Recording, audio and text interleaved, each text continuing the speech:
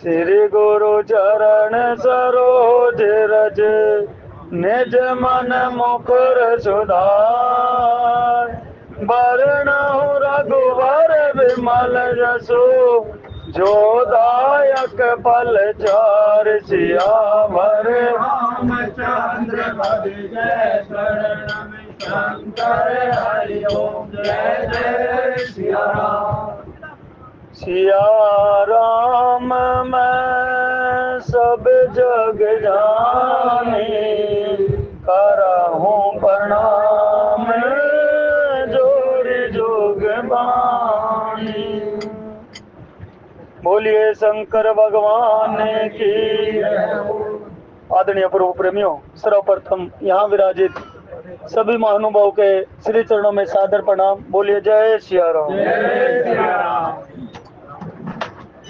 प्रभु प्रेमियों, विगत दिनों से आप श्री राम प्रभु की वन गमन की लीलाएं विभिन्न संत महात्माओं के माध्यम से श्रवण करते आ रहे हैं। और वन गमन में भी प्रसंग के अनुसार आज श्री राम जी और साथ में माता जानकी सहित लखनलाल जी के सहित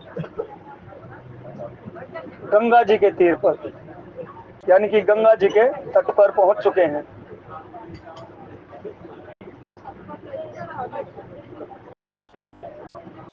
प्रभु प्रेमियों, उससे पूर्व निषाद राज जी के साथ जैसे ही प्रभु आगे बढ़ते हैं तो वहां पर मंत्री सुमंत्र जी को जबरदस्ती वापस भेजते हैं। गोस्वामी जी लिखते हैं कि जबरदस्ती वापस भेजते हैं अयोध्या जी के लिए।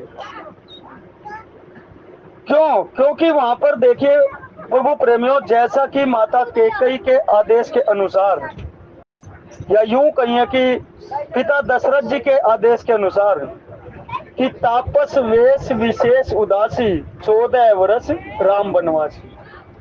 तो वहां पर जैसे ही जटाजूट राम जी ने बनाई और तपस्वी वेश को धारण किया, उसके पश्चात आप देखिए, क्योंकि सुमंत्र जी महाराज अयोध्या से आए हुए थे और अयोध्या से आए हुए तो माता सीता भी उनके साथ में थी और उधर से लखनलाल जी भी साथ में थे। लेकिन आप सभी ने पूरा लंबी चौड़ी व्याख्यान महात्माओं के माध्यम से सुनी कि किस प्रकार से माता ने और लक्ष्मण जी महाराज ने भी अपने तर्क दे करके और उनको संतुष्ट करके उनके साथ आ गए। लेकिन जब तपस्वी वेश में श्री राम जी वनवास के लिए आते हैं तो कोई भी अयोध्या वासी उनके साथ नहीं रहेगा, क्योंकि वनवास तो राम जी को हुआ। लेकिन माता सीता ने भी बोल दिया कि जहां आप नहीं, तो बहुत सारे उदाहरण दिए, आप सभी जानते हैं, कथा काफी पीछे जा चुकी है। और लखनलाल जी ने भी कहा कि प्रभु मैं आपके बगैर नहीं रह सकता, क्योंकि एक छोटी सी वार्तालाप वहां पर जब आखिर में हुई, राम जी ने कहा कि आप सेवक हैं, आप कहते हैं कि मैं आपका सेवक हूं, और सेवक का धर्म है कि स्वामी जैसी आज्ञा करे वैसा सेवक को करना चाहिए। तो मेरी आज्ञा है कि आप अयोध्या जी में रह करके और यहाँ पर राज कार्य देखें, पिताजी की सेवा करें, माता जी की सेवा करें, और बाकी अयोध्या वासियों की सेवा कीजिए। मेरे पीछे से मेरा ये आदेश है। लेकिन वहां पर लखनलाल जी कहते हैं कि प्रभु आपकी बात बिल्कुल ठीक है, लेकिन अगर आप यहाँ से चले गए तो आपके साथ ये प्राण तो आपके साथ हैं, तो इस देह से ये कार्य सारे तो देह के हैं, और देह मेरी देह से आप करवा लेना, लेकिन आप अगर अयोध्या छोड़ गए तो ये प्राण आपके साथ ही जाएंगे। फिर इस देह से आप मृत देह से जो मर्जी करवा लीजिए, वो आपकी इच्छा है। तो जब देखा कि अब अगर राम जी ने देखा कि लखनलाल जी को अगर और कुछ भी थोड़ा सा बोल दिया तो ये अपने प्राण निनाद छोड़ दें यहीं पर, तो वहां पर राम जी भी मजबूर होकर के लखनलाल जी को भी साथ ले लेते हैं। तो वहां पर सुमंत्र महाराज को जब वापसी भेजते हैं, क्योंकि किसी भी अयोध्या वासी को राम जी साथ नहीं रखेंगे वनवास के दौरान, क्योंकि तपस्वी वेश में रहना है। और प्रभु प्रेमियों, तपस्या का फल क्या है? तपस्या का फल है अमृत। आप देखेंगे अभी आगे चल करके, क्योंकि आप सभी महात्मा लोग हैं, ज्ञानी जन हैं, इससे पूर्व जी भी तो जब केवट महाराज ने राम जी के चरण पखारे, चरणामृत वहां पर लिया गया, लेकिन उससे पूर्व क्या राम जी के चरण नहीं धोए गए? उससे पूर्व भी तो कथानक में राम जी के चरण धोए होंगे, जनक जी महाराज ने भी चरण धोए, तो क्या वहां पर चरणामृत शब्द यूज हुआ या किसी ने बताया कि वहां पर चरणामृत जनक जी महाराज ने लिया हो? चरणोदक वहां पर शब्द इस्तेमाल हुआ कि चरणोदक जरूर लिया है, और अपने पूरे थाल में भर करके चरण भी पखारे हैं जनक जी महाराज ने। और उससे पूर्व देखिए कमंडल में ब्रह्मा जी ने भी चरणोदक लिया है, वहां भी चरणामृत का जिक्र कहीं नहीं सुना। हो सकता है किसी ने सुना हो, हमने नहीं सुना महात्माओं से। और देखिए कितनी पावन और पवित्र गंगा जी, भोले शंकर जी की जटाओं में रहते हुए, वहां पर भी चरणामृत का जिक्र कहीं पर भी नहीं है। और बलि महाराज के जब सर पर अपना पैर रखा, जब 3 पग भूमि आप सभी जानते हैं वामन अवतार में, वहां पर भी जब दोहन किया तो चरणामृत का शब्द वहां भी इस्तेमाल नहीं हुआ। चारों जगह पर केवल और केवल चरणोदक का इस्तेमाल हुआ। लेकिन केवट जी महाराज के पास आकर के चरणामृत कैसे बन गया? वही पैर राम जी के अब हैं, वही पहले थे, यहाँ पर आकर के चरणामृत कैसे बदल गया? और वो प्रेमियों संत महात्मा बताते हैं कि जैसे ही तपस्वी वेश में राम जी निकले और जटाजूट बनाने के पश्चात जैसे ही वल्कल वेश धारण किया, तो राम जी ने अपनी तपस्या शुरू की, क्योंकि दशरथ जी महाराज का आदेश था। तो तपस्या जैसे शुरू करते हैं तो तपस्या का फल वहां पर बताते हैं कि तपस्या का फल चरणामृत है। किसी ने भी तपस्या की हो उसका फल तो अमृत ही होता है। और जब चरणोदक धोए तो जब चरणामृत उसमें जब मिल गया, अमृत जब मिल गया, तो चरणोदक ना रह करके वो चरणामृत बन गया। और उससे पूर्व भी जब देखिए घर में जब भी कोई मान लीजिए स्थिति, हम सभी व्यवहारिक और सामाजिक हैं, जब भी स्थिति बिगड़ती है तो घर में अगर कोई क्लेश हो तो उसमें कोई भी निर्णय अच्छे से हो नहीं पाता। और वहां पर लेकिन लखनलाल जी के साथ क्लेश किसी ने नहीं की, इसीलिए सुमित्रा माता ने और गोस्वामी जी महाराज ने वहां पर लिखना पड़ा कि हे लक्ष्मण तुमरे भाग राम बन जाई, क्योंकि बड़े भाग्यशाली हो लक्ष्मण जी महाराज। क्यों? क्योंकि देखिए 2 रिश्ते वहां पर सर्वोपरि थे। एक माता का रिश्ता जो कि सुमित्रा माता से आज्ञा लेने के लिए जब बच्चा, माता का रिश्ता शरीर से, क्योंकि वहां पर लिखा गेह और देह, गोस्वामी जी ने लिखा कि देह और गेह से दोनों से रिश्ते तोड़ करके लक्ष्मण जी महाराज हाथ जोड़ करके वापस आए राम जी के पास जब सुमित्रा माता से। तो हाथ जोड़ने का तात्पर्य वहां पर क्या रहा? क्योंकि माता का रिश्ता वहां पर देह से था और जो उर्मिला माता का रिश्ता था वो गेह से था। पत्नी का रिश्ता और माता का रिश्ता, ना माता ने वहां पर एक बार भी रोकने की कोशिश की और ना वहां पर पत्नी ने एक बार भी रोकने की कोशिश की। यानी कि अगर माता पकड़ना चाहती तो दायां हाथ माता पकड़ लेती और बायां हाथ चाहती तो बायां हाथ पत्नी पकड़ सकती थी। लेकिन जब राम जी ने देखा कि लक्ष्मण जी महाराज देह और गेह से परे होकर के और दोनों हाथ जोड़ करके, यानी कि दायां और बायां दोनों हाथ जोड़ करके आ रहे हैं, तो वहां पर राम जी समझ गए कि इनको देह और गेह से परे हो चुके हैं, अब ये पूर्ण रूप से शुद्ध है। तो उनको राम जी ने ले जाना स्वीकार किया। देह और गेह का तात्पर्य महात्मा लोग ऐसा भी बताते हैं। तो प्रभु प्रेमी यहाँ पर जब राम जी गंगा जी के तीर पर आ जाते हैं, और प्रभु प्रेमियों कुछ महात्मा लोग आज भी एकादशी का व्रत कर रहे हैं, बड़ी ही पावन पवित्र दिवस, जिसको जैसी गुरु परंपरा से आज्ञा मिली हो या जिसको जहां से ठीक लगा, जिसके अनुसार ठीक है, आज रख रहे हैं आज भी ठीक है और कल रखेंगे, हमारे जैसे कल रख रहे हैं तो कल भी ठीक। जिसको जहां से अपनी गुरु परंपरा से अगर आदेश है तो उसके अनुसार रखना चाहिए। अन्यथा जिसकी जहां पर श्रद्धा जुड़ी हुई है जिस भी महात्मा के प्रति, अगर वहां से जो भी आदेश आपको मिला तो वहीं के अनुसार आपको रखना चाहिए, इसमें ज्यादा संशय करने की जरूरत नहीं है। तो महात्मा लोग बताते हैं कि यह निर्जला एकादशी बड़ा ही पावन पवित्र दिवस, और इसको दूसरा भीमसेनी एकादशी भी बताया जाता है, क्योंकि कथा शायद आप सभी जानते हैं, ज्यादा विस्तार में ना जाकर के, क्योंकि इस पूरी एकादशी का फल जो हमारे पूरे वर्ष में जो अधिक मास लगा करके 26 एकादशी पूरे वर्ष में बनती हैं, 26 के 26 में महात्मा जी कहते हैं कि अगर किसी एकादशी व्रत में, क्योंकि हम संसारी जीव हैं, कोई ना कोई त्रुटि मन से, वचन से, कर्म से हमसे कहीं ना कहीं बन जाती है, तो कोई भी अगर त्रुटि हमसे बन गई, तो अगर हम निर्जला एकादशी का व्रत ये एक कर लें, ज्येष्ठ मास के शुक्ल पक्ष की जो एकादशी है, निर्जला व्रत अगर हम कर लें, तो इसमें बाकी एकादशियों में किया गया थोड़ा बहुत जो हमसे इधर उधर बात बन गई, उसका भी ठीक हो जाता है हिसाब किताब।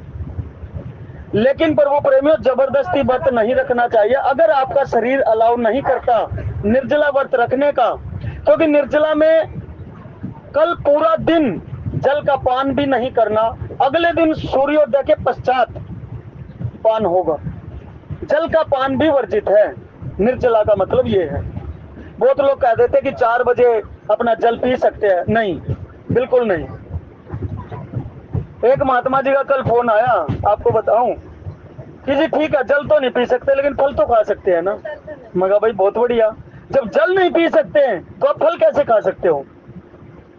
जब निर्जला ही हो गया तो आप इसका महत्व समझे। खैर उनकी भी गलती नहीं, जिसको नहीं पता तो क्या कह सकते हैं, अच्छी बात है उसने पता कर लिया तो बहुत बढ़िया बात। तो प्रभु प्रेमियों, इस प्रकार से निर्जला एकादशी का व्रत बड़ा ही महत्वपूर्ण व्रत है, क्योंकि भीमसेन ने ही ये मांगा था, क्योंकि वो बहुत अधिक खाते थे और खाते भी नहीं थे, वो उसी के अनुसार बलिष्ठ भी थे। प्रभु प्रेमियों, उनका अगर भोजन का हिसाब किताब आप देखेंगे तो उसी के अनुसार उनके अंदर बल भी था, सामर्थ्यता भी थी।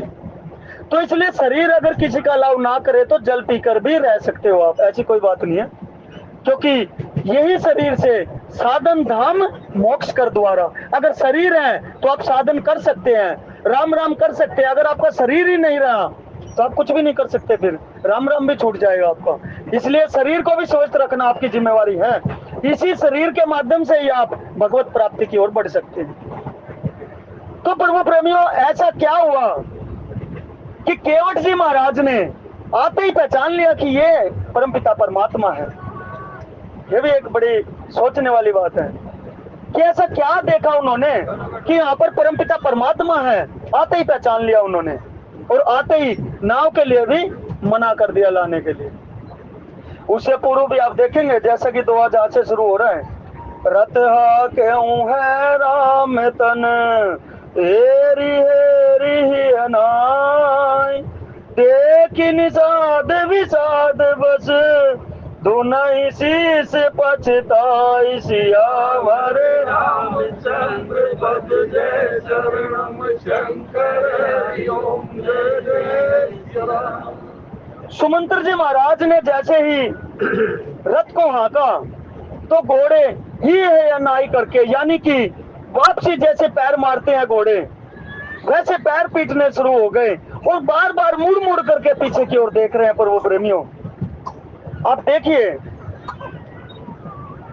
जिसके वियोग में पशु भी ऐसे हिनहिनाते रहते हो, यानी कि पशु भी इस प्रकार से तड़पते रहते हो, उस परमपिता परमात्मा को देखने मात्र के लिए उन घोड़ों भी कितने सुकर्म उनके रहे होंगे, कितने पुण्यक्रम उन घोड़ों के भी रहे होंगे, जो कि उनको देखने मात्र के लिए, यानी कि उनको भी इतनी समझ थी, क्योंकि राम जी से जैसे बिछोड़ा होता है तो वो आंसू टपकाना शुरू कर देते हैं, यानी कि रोना शुरू कर देते हैं। क्यों? क्योंकि राम जी से बिछोड़ा सहन करना इतना आसान नहीं है।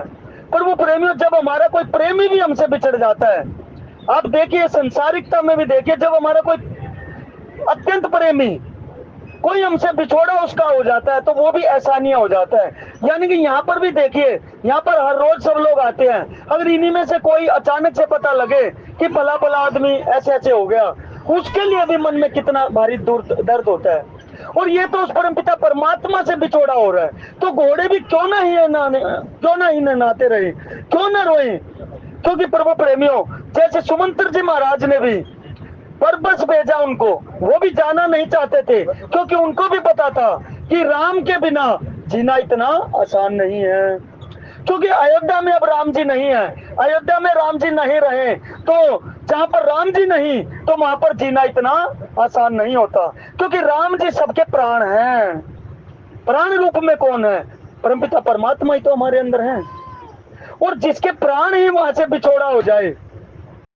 लेकिन कोई कहने लगा कि दशरथ जी महाराज के तो भाई प्राण तभी निकल जाने चाहिए थे जब राम जी वहां से निकले, क्योंकि प्रभु प्रेमियों वहां पर अपने उस परमपिता परमात्मा की आस दशरथ जी महाराज को थी, क्योंकि दशरथ जी महाराज ने सुमंत्र महाराज को भेजा हुआ था रथ लेकर के कि इनको गंगा जी के तीर तक ले जा करके और 2-4 दिन तक घुमा फिरा करके वन के कलेशों को समझा करके और इनको वापस ले आना।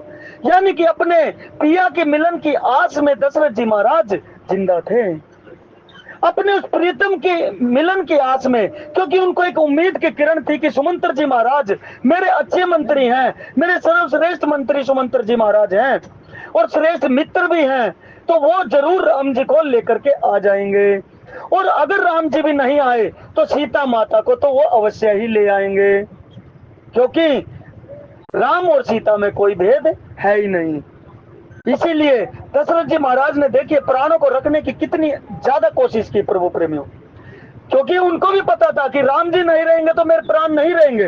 कैकेयी माता के संवाद में आप सभी ने अच्छे से सुना, कैकेयी माता को यही दशरथ जी महाराज ने कहा कि राम जी को वनवास मत दो, चाहे जो मर्जी कर लीजिए, क्योंकि राम का वनवास हो गया तो बड़ी भारी हानि हो जाएगी, मेरे प्राण भी चले जाएंगे, तुम विधवा भी हो जाओगी और ये अयोध्या अनाथ भी हो जाएगी। तो इसलिए वहां पर दशरथ जी महाराज को एक उम्मीद की किरण थी कि राम जी भले ही ना आए लेकिन सीता तो जरूर वापस आ जाएगी, और अगर सीता वापस आ गई तो मेरे प्राण बचे रहेंगे। तो इसलिए सुमंत्र जी महाराज जब रथ लेकर के चलते हैं तो घोड़े ये नाई कर करके बार बार वापस देखते हैं कि कहीं ना कहीं उस परमपिता परमात्मा के दर्शन मुझे कहीं ना कहीं होते रहे। लेकिन विधि का विधान कुछ और था। और सुमंत्र जी महाराज जैसे ही अयोध्या के निकट पहुंचते हैं, दिन के समय वहां पर पहुंचते हैं, महात्माओं से ऐसा सुनने में है। और सुमंत्र जी महाराज मन में सोचते हैं, बड़े ही विषाद के बस होकर के सुमंत्र जी महाराज सोचते हैं कि अगर मैं दिन में ही अयोध्या में प्रवेश किया तो सभी लोग देख लेंगे, और जैसे मैंने दिन में अगर प्रवेश किया तो सभी लोग देखेंगे और सभी अत्यंत दुखी हो जाएंगे। इसलिए किसी एक पेड़ के छांव में वहां पर सुमंत्र जी महाराज बैठे बैठे विकल हो रहे हैं, और पूरा दिन वहां पर सुमंत्र जी महाराज ने एक पेड़ के नीचे भूखे प्यासे बैठे बैठे बिता दिया। और जाकर के जैसे शाम ढलने शुरू हुई, शाम होनी शुरू हुई, तो सुमंत्र जी महाराज ने जाकर के घोड़ों को अस्तबल में बांध देते हैं और अपने आप बड़े विकल अवस्था में अयोध्या में प्रवेश करते हैं। और वहां पर जैसे ही घोड़ों को बंधे हुए देखते हैं, क्योंकि प्रभु प्रेमी वहां पर और भी बहुत थे अयोध्या के अंदर, तो वो जैसे ही घोड़ों को देखते हैं और घोड़ों की हालत देख करके अयोध्यावासी समझ जाते हैं, वहां पर जितने काम करने वाले या जहां पर अस्तबल में जिन्होंने भी उन घोड़ों को देखा, उनकी दशा को देख करके सभी ने हिसाब लगा लिया कि परमपिता परमात्मा वापस नहीं आए। और ये खबर तुरंत आग की तरह पूरी अयोध्या में फैल गई कि राम जी लखनलाल जी के साथ माता जानकी के साथ वापस नहीं आए। लेकिन वहां पर पता करते करते और ये खबर जैसे ही दशरथ जी महाराज के पास जाती है, दशरथ जी महाराज विकल हो उठते हैं और बार बार तड़पते हैं कि हे सुमंत्र, मेरे राम जी आ गए, मेरी सीता आ गई, मेरे राम जी आ गए।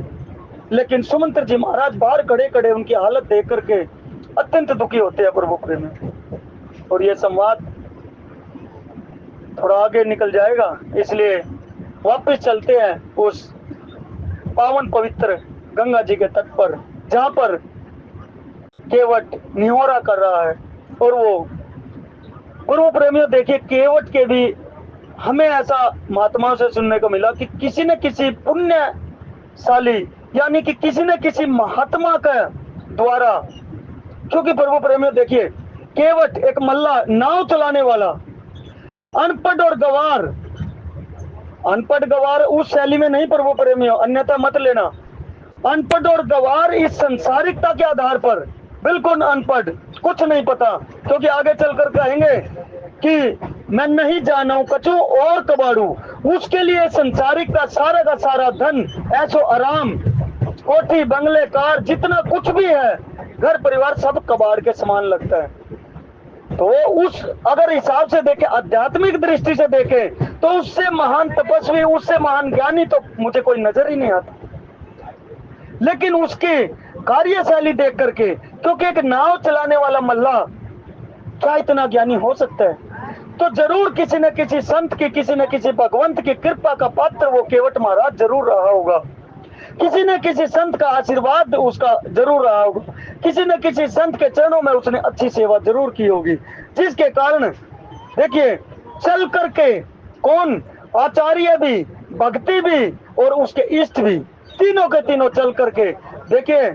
और केवट महाराज ने जो पहचान की ना प्रभु प्रेमियों, जब आप देखिए आचार्य के चरणों में हम बैठ जाते हैं, किसी संत के चरणों में हम अगर बैठ के कथा श्रवण करते हैं, तो हमारे भी कपाट खुलने शुरू हो जाते हैं, आप सभी जानते हैं। किसी संत के चरणों में बैठकर अगर हम कथा आस्वादन करते हैं या संत का आशीर्वाद हमें प्राप्त हो जाता है, तो हमारी भी वाणी गदगद हो जाती है और हमें भी अंदर से उद्गार शुरू हो जाते हैं आने। तो केवट जी महाराज के पास स्थिति क्या थी? आचार्य के भी दर्शन हो रहे हैं, आचार्य यानी लक्ष्मण जी महाराज के भी दर्शन हो रहे हैं, चरणाविंद के दर्शन हो रहे हैं, पूरे के पूरे साक्षात आचार्य के दर्शन, भक्ति मैया सीता जी के दर्शन और अपने इष्ट श्री राम जी के दर्शन। तो प्रभु प्रेमियों, जहाँ पर इष्ट, जहाँ पर भक्ति स्वयं चलकर आई हो, जहाँ पर आचार्य चरण स्वयं चल करके आए हो, तो क्या केवट महाराज की बुद्धि इतनी प्रखर नहीं हुई होगी? फिर दूसरा थोड़ा सा और हट करके चल के देखें। एक बार की बात, एक रिक्शा वाला खड़ा हुआ था। एक उदाहरण के तौर पर लेना, एक छोटी सी घटना। हम अक्सर करते क्या है, ए रिक्शा इधर आना। किसी ने मजाक तौर पे बोला रिक्शा वाले को कि रेलवे स्टेशन जाओगे? कह रहा जाऊंगा। तो कह रहे जाते क्यों नहीं? मजाक कर लेते हैं कई बार। दूसरा, हमारी एक आदत है कि ए रिक्शा इधर आओ। क्योंकि प्रभु प्रेमियों, दूसरा अगर अर्थ आप समझे कि केवट महाराज ने इनको कैसे पहचाना प्रभु को कि यही परमपिता परमात्मा है। आज तक केवट महाराज ने केवल और केवल इतने दिनों से आदेशात्मक स्वर ही सुना था।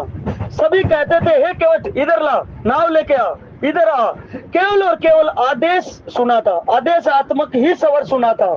लेकिन राम जी ने क्या बोला? राम जी ने वहां पर बोला केवट से मांगी नाव न केवट आना। यानी कि वहां पर ये नहीं कहा कि केवट इधर आ, मल्ला नाव लेकर आ। वहां पर मांगते हैं। क्यों मांगते हैं? क्योंकि उस नाव के ऊपर केवट महाराज का हक है। वो नाव किसकी है? नाव केवट की है। जब हम किसी से कोई चीज मांगते हैं तो कैसा सवर होता है हमारा? विनय पूर्वक सवर होता है।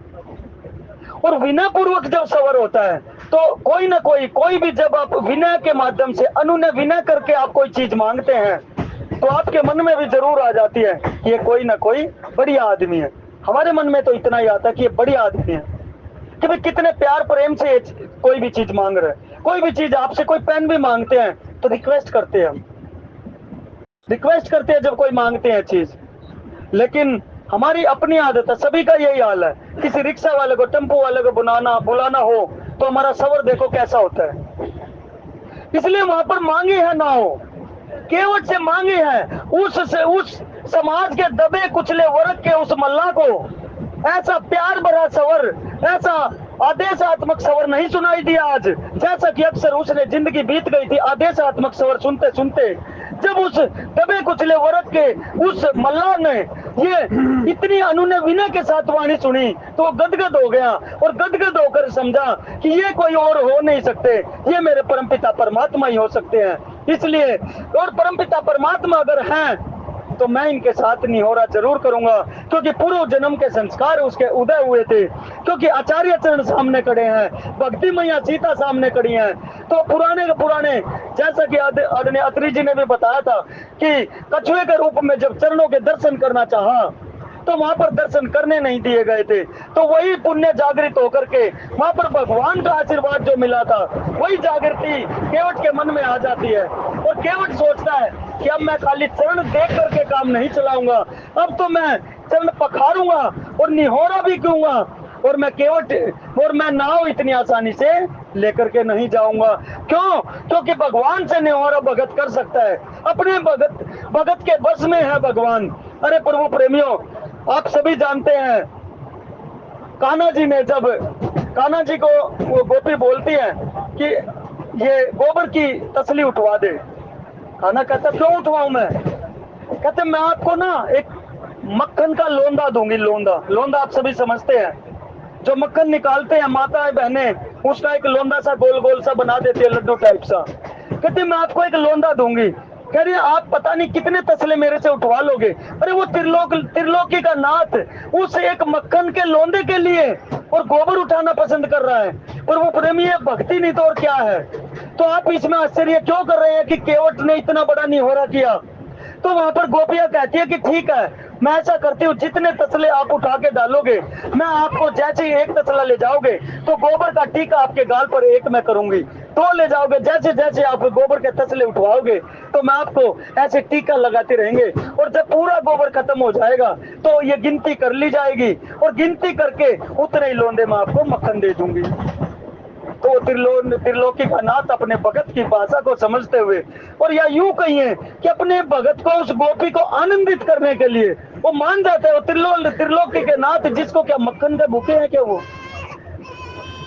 अरे जिसके घर में इतनी लाखों करोड़ों गैया दूध देती हो, मक्खन के जिसके नदियां बहती हो, क्या वो एक लोंदा मक्खन का लेने के लिए लालायित रहेगा? लेकिन प्रेम के बस होकर प्रभु प्रेमियों, वो परमपिता परमात्मा कुछ भी करने को राजी हो जाता है। और वहां पर गोपिकाएं तसले उठवाती जाती है और ऐसे तिलक करते करते करते उस परमपिता परमात्मा का पूरे मुख को पोत देती है गोपिका। और जब आखिर में हुआ तो कह रहे ला और गिनती कर और मुझे लोंदा मक्खन दे जल्दी से।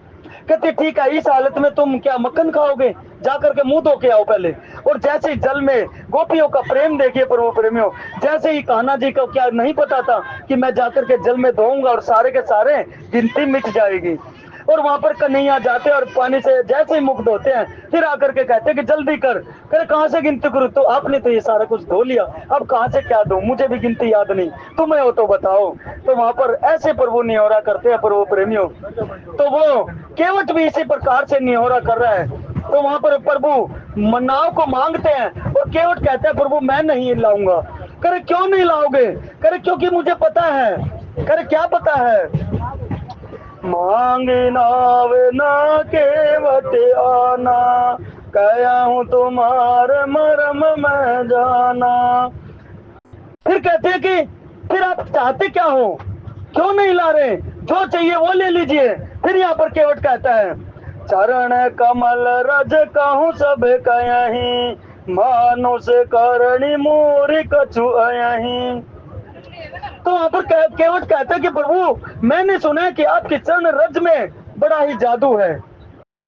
कहे कैसे जादू है? चरण रज में क्या जादू है? कहते कि आपके चरण से आपने गौतम की नारी अहिल्या का उद्धार कर दिया, और वो स्त्री स्वरूप में होकर जैसे कि उसके मस्तक पर आपके चरणों की रज पड़ी, चरणों से रज पड़ी, रज उसके मस्तक को छुई तो वो दिव्य नारी होकर के आकाश में अपने पति लोक को चली गई। प्रभु प्रेमियों, क्योंकि यहाँ पर कई तार्किक बुद्धि वाले भी होते हैं, एक आध बार मेरे जैसा, वो कहने लगा भाई नारी बन गई तो कोई जरूरी थोड़ी थी कि इन्हीं के पास रहेगी। क्योंकि प्रभु प्रेमियों केवट ने उदाहरण दिया अहिल्या माता का। अहिल्या माता जैसे ही प्रकट हुई तो पति लोक को गई थी। तो यहाँ पर केवट महाराज भी यही कह रहे हैं, कह रहे जी वो भी तो पति के पास ही आएगी, और अगर नारी बनी तो वो पति के पास ही आएगी। क्योंकि गौतम की नारी अहिल्या माता भी गौतम जी के पास ही अपने पति लोक को गई थी, तो इसलिए नारी बनेगी तो वो भी मेरे पास आएगी। और नाव तो मेरी यहाँ पर घाट पर रहती है, लेकिन नारी बनी तो वो घर पर रहेगी, और घर पर अगर चली गई तो जो मेरी जो धर्मपत्नी है वो कहेगी कि इसने बड़ा ही कबाड़ कर दिया।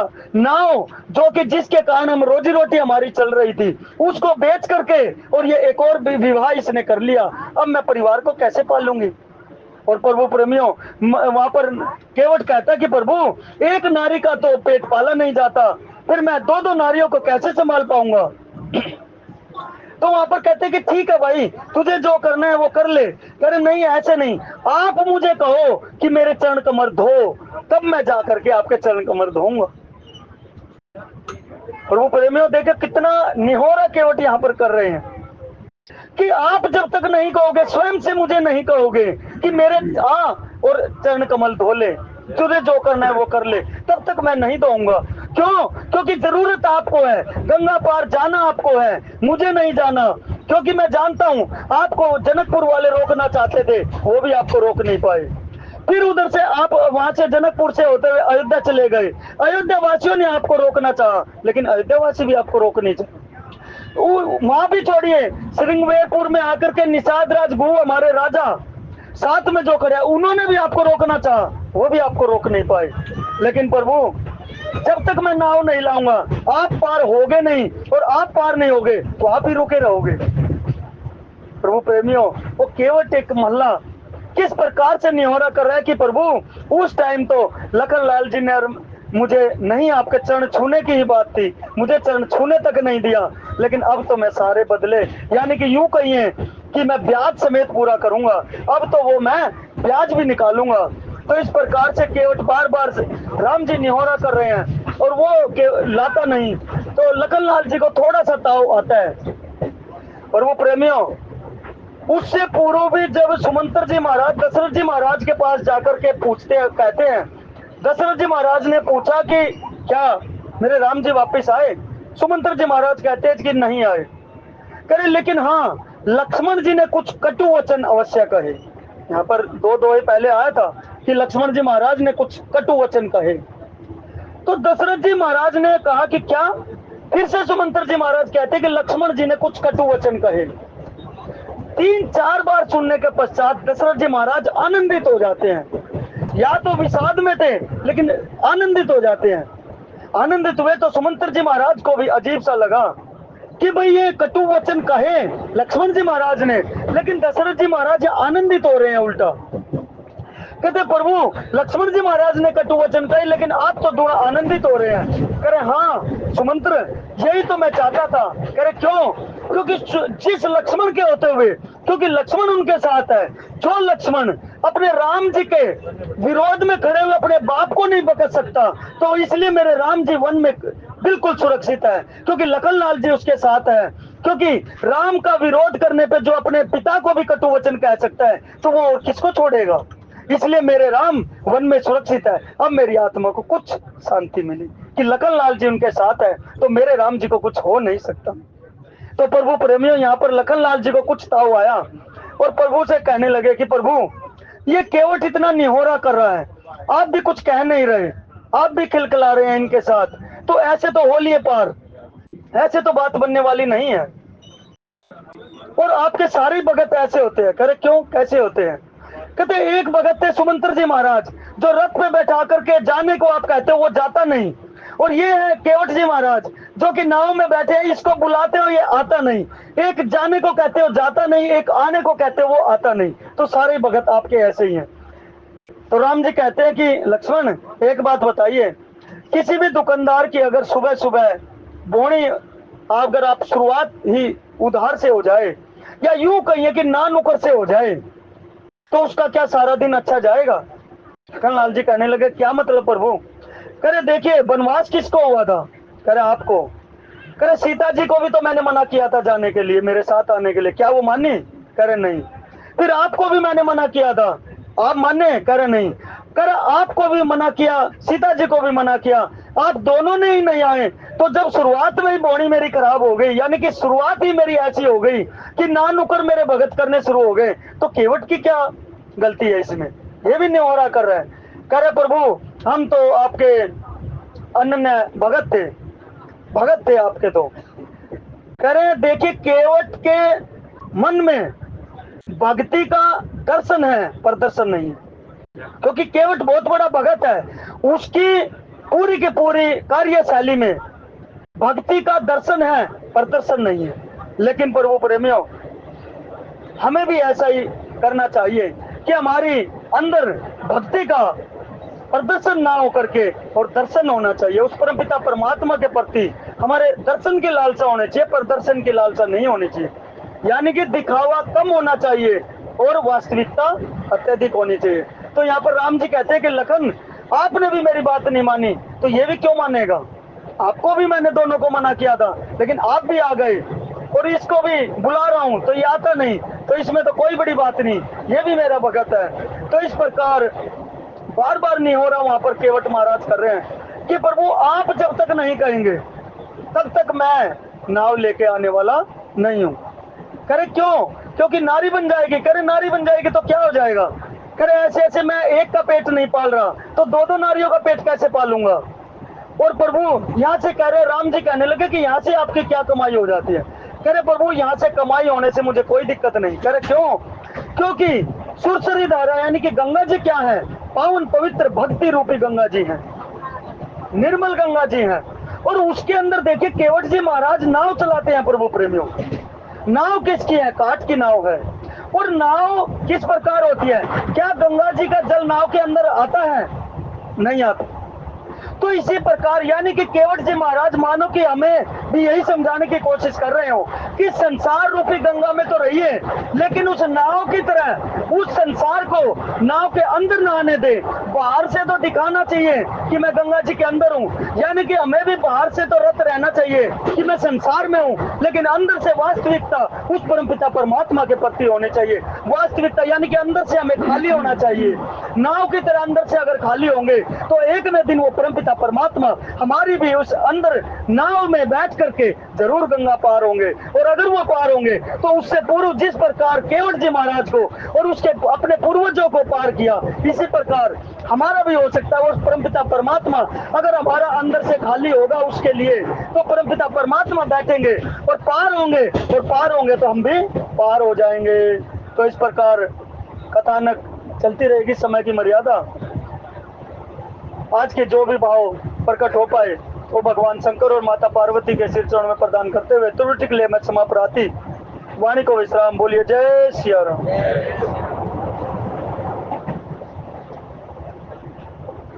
आदरणीय श्री रोहतास जी का बहुत बहुत धन्यवाद। बहुत अच्छे बाबू जोड़ लगाए और सभी से वो कथा को अवगत कराया। बोलिए सच्चे दरबार की जय। कर्पूरे घोरम करुणावतार।